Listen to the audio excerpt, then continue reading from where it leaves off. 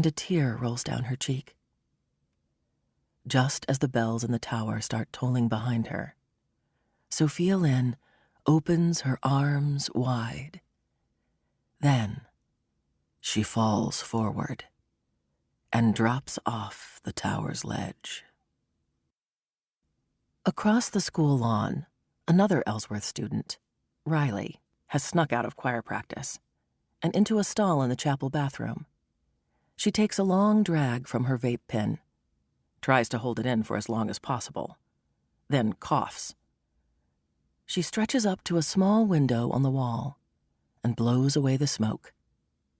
And as she does, she sees a body falling from the tower. She screams. The next day, Knox, a new student at Ellsworth Academy, slowly wakes up in the back seat of a taxi. He rubs his hands through his curly black hair, disoriented. How long was I out? Since the airport. A couple hours. You're lucky I didn't drive in circles. I could have run up the fare. Knox winces, aching a bit. He squeezes his right hand to stop it from shaking. So, where are we now? We're here. Knox leans forward, glances through the windshield, and gets his first glimpse of Ellsworth Academy. It's an imposing collection of old stone buildings, ornate and dramatic, like Gothic castles. The tall spire of the bell tower rises from the center of it all. I've heard about this school. Didn't know it was this fancy. You rich kids really got it made. As the taxi rolls up to the school entrance, Knox notices a single word chiseled into the marble archway. Commitment. 10 minutes later, Knox enters an empty dorm room and throws his suitcase on the bed. There's a desk, a chair, a laptop, and a small closet in the room. He pushes at the window, but can't get it open. Knox hears a noise behind him and turns to find two boys standing in the doorway, both wearing Ellsworth uniforms. Don't bother. It's painted shut. You can't open a window in the whole school. I'm Doug Hitchens, but everyone calls me Hitch. And I'm McFadden. We're your welcome committee. Hitch is short and wiry, with a shock of red hair. McFadden is tall and lanky, a full foot taller than Hitch. They make an odd pair. Knox shakes hands with the two boys. The headmaster assigned us to show you how things work around here. The first rule is, nothing works here, especially the windows. It's why they keep the air pumping all day. Knox glances at the air vent above the bed, hearing it hum. It smells like something died. Wait till you smell the cafeteria. The dinner fare is damn near lethal. They serve at 6 if you feel adventurous. Bed check is at 10, lights out at 11, 8 a.m. roll call in the morning, and then classes. No weekends off, no vacays, no spring breaks in Daytona. And no cell phones, unfortunately. You'll need to hand yours over. You can't be serious. I know, it's fascist, but they don't like distractions. After a week, you won't even miss it. Knox reaches into his pocket, pulls out his cell phone, and gives it to McFadden, who notices that Knox's hand is shaking. This place is strict. It's a bit like a prison, actually. But at least they do your laundry. Is there anything else I should know? McFadden opens the closet door and finds a uniform jacket hanging inside. He pulls it off the hanger and tosses it to Knox. Yeah, you're late for class. 10 minutes later, the two boys lead Knox through the pristine campus. A group of pretty girls passes, smiling, eyeing the handsome new kid. The first couple of days here will feel like months. They like to throw the newbies right into the fire. Don't let it get to you. The trick is find a niche for yourself. You're surrounded by future doctors, presidents, CEOs, blah, blah, blah. You'll go crazy trying to keep up. What you need here is a purpose. Yeah? What's yours? Oh, I'm the good time guy.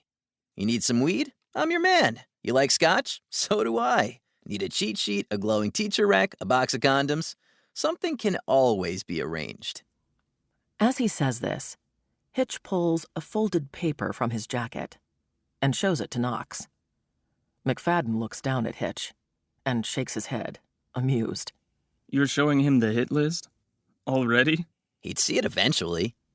Knox opens the paper and finds a list of girls' names, with a price beside each one. Knox considers it with a small smirk. Call it a gentleman's wager. You throw in $50, you're in the pool. And if you score with a girl on the list, you collect. Subject to verification. Ideally pictures. Charming. I know, we're such bastards. Hitch tucks the list into Knox's coat pocket, with a wink. For now, I'll float you the 50. We like to keep things interesting. As the boys turn a corner, they approach the base of the bell tower, where a web of yellow police tape blocks off the perimeter. 2 security guards wave students away. What's with the guards? Some girl went over the edge. Literally 10 stories down. They think the pressure got to her. Who was she? Sophia Lynn. Never really knew her. Kind of a quiet girl. And even quieter now. Which reminds me, I should probably cross her name off the list. Hitch and McFadden keep walking. Knox pauses a moment and watches a maintenance worker hunched on his knees, scrubbing at bloodstains on the cement. It sends a chill through Knox's spine. Meanwhile, the headmaster of Ellsworth Academy, Armin Cass, sits at the desk in his office and looks at a crime scene photo of Sophia Lynn's body, covered by a coroner's tarp, with bloodstains pooled all around her. His hands shake ever so slightly as he holds the photo. He's thin, silver-haired, and solemn. What have they said about her? He's talking to Dr. Mason, the school counselor, who is seated across the desk from him. From what I can tell, most of them seem to have processed it by now. I doubt we'll see any lingering effects. The student's ability to compartmentalize the past and the present is advanced, as we know. Well, that didn't stop Sophia. So let's keep our eyes and ears open this time. He grabs another file. Now, what about our new transfer student, Knox? There haven't been any issues so far, but it's early. The headmaster leafs through the file, which includes various photos of Knox. The file is surprisingly thick. A father who went to Ellsworth. Well, that's always helpful. How has his academic effort been? It's been sufficient. He's expressed his commitment to Harvard on several occasions. He seems competitive, driven, and physically he's quite gifted. All the traits we hope to find. That evening, Knox is in the Ellsworth Academy weight room. He's shirtless and jumping rope in front of a wall of mirrors.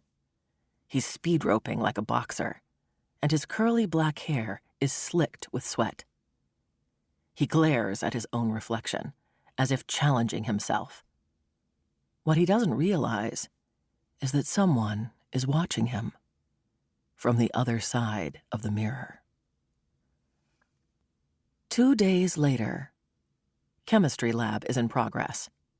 Knox stands at a station, trying to light his Bunsen burner with a flint striker.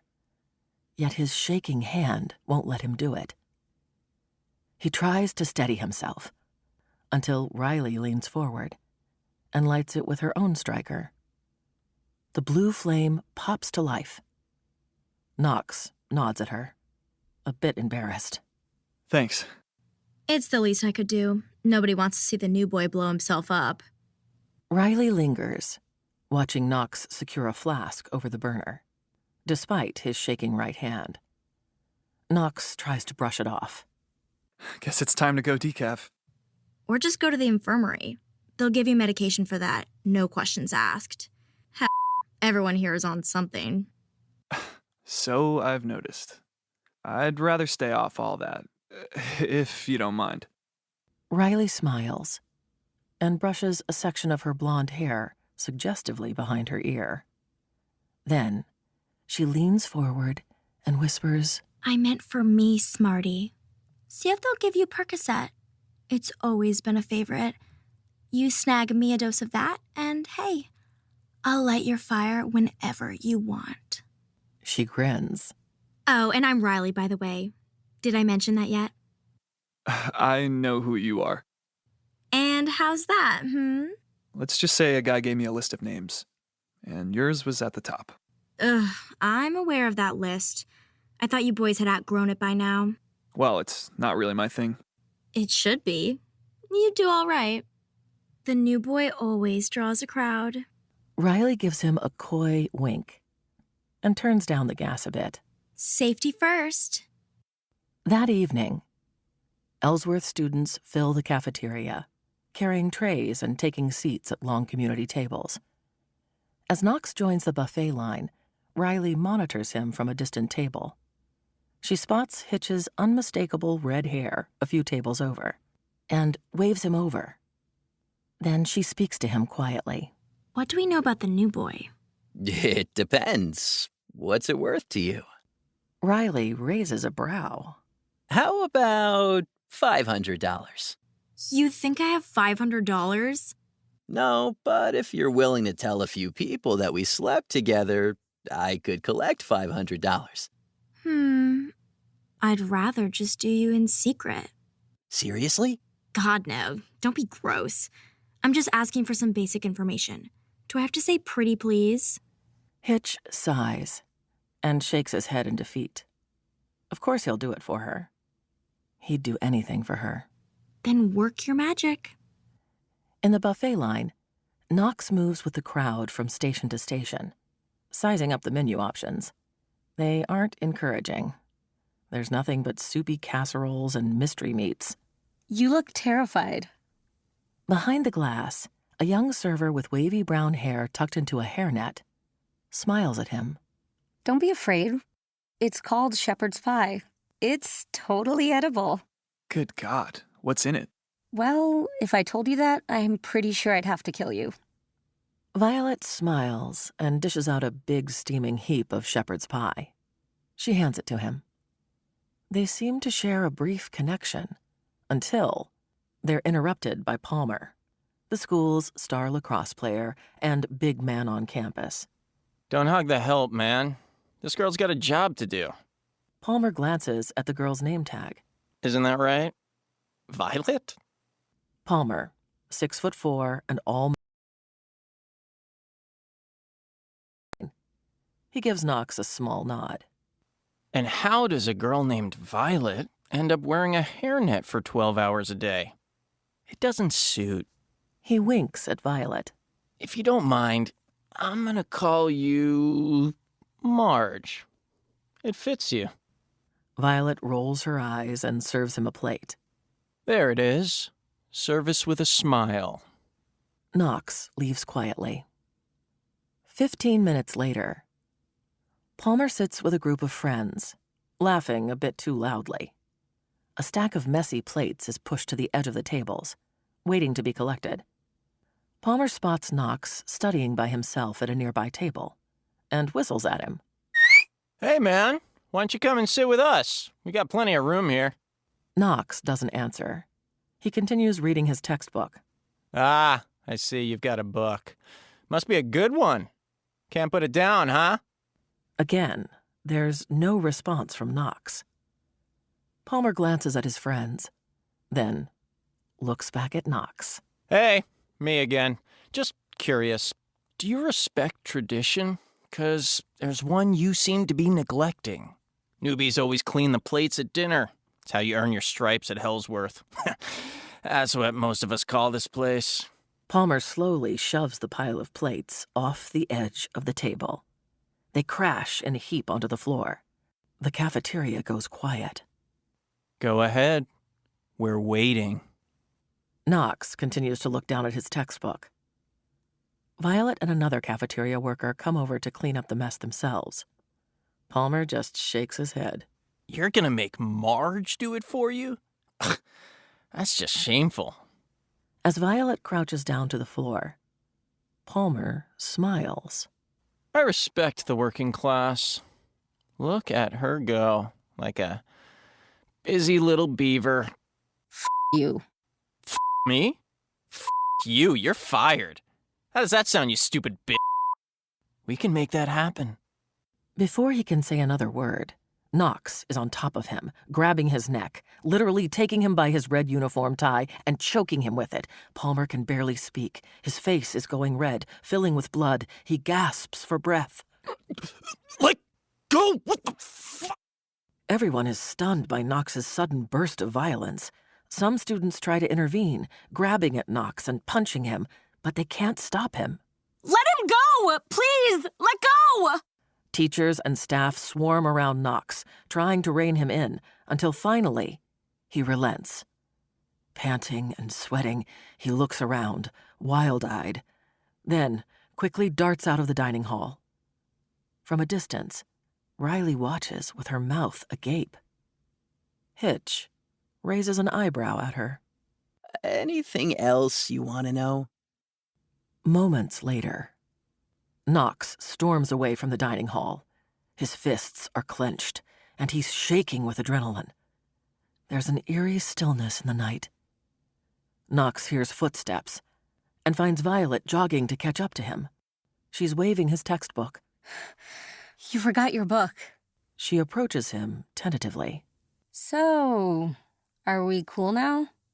You're not going to jump me too, are you? I don't know. I hope not. Knox shakes his head, trying to make sense of what just happened. That wasn't me back there. Who was it then? Someone else. Well, whoever it was, thank him for me. Most kids here treat the staff like we're trailer trash. I'm glad to see you're not one of them. I'm not sure what I am anymore. Violet nods, a bit unsure. She hands him the book. Well, good luck with that. I guess I should get back. Gotta clean up the mess you made. Sorry about that, He pauses, then remembers her name. Violet. She forces a smile and turns to leave. Then she stops. Be careful here. Everybody in town says this school is cursed.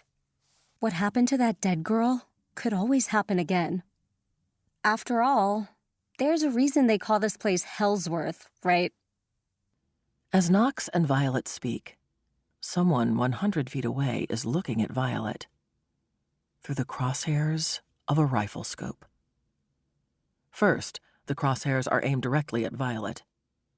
Then they shift and move over to Knox, lining up for a perfect, clean headshot. But nothing happens. This time.